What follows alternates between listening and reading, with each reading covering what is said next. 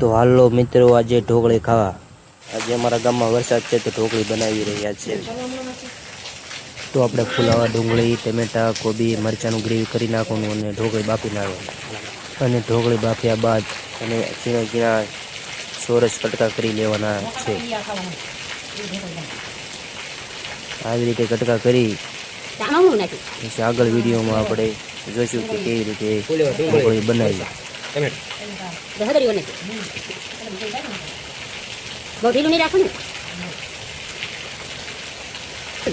તો આવી રીતે ચોરસ કટકા કરી નાખવાના છે, ઝીણા ઝીણા, બરોબર.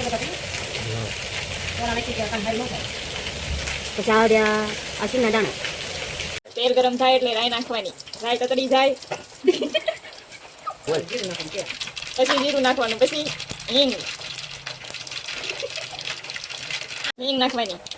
હિંગ ઓલી થઈ જાય એટલે ફુલેવર નાખવાનું.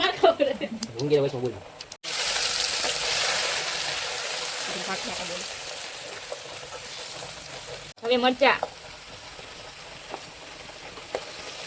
થોડાક સતળાઈ જાય એટલે આખા, એમાં સ્વાદ સારો આવે છે લસણ નાખવીને એટલે. હવે પછી ડુંગળી, મીઠું, પછી હળદર,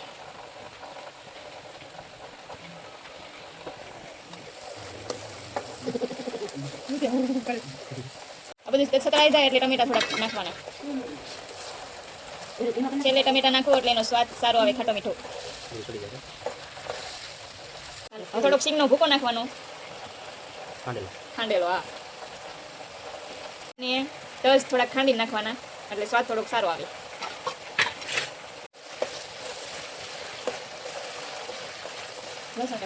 હવે થોડુંક કલર માટે કાશ્મીરી મરચું નાખવાનું. તીખું ખાતા હોય તો ઓલું મરચું નાખવાનું, આમથી કલર સારો આવે.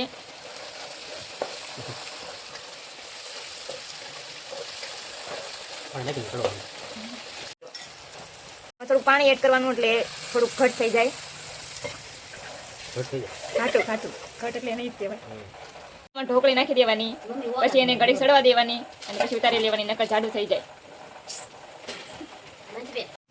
તો મિત્રો, આપણી ઢોકળી ફાઇનલી તૈયાર થઈ ગઈ છે. વરસાદની ખાવા આવી તો આવી જાજો. તો મિત્રો, વિડીયો ગમ્યો હોય તો લાઈક, શેર અને સબસ્ક્રાઈબ કરવાનું ભૂલતા નહીં. તો મિત્રો, બાય બાય.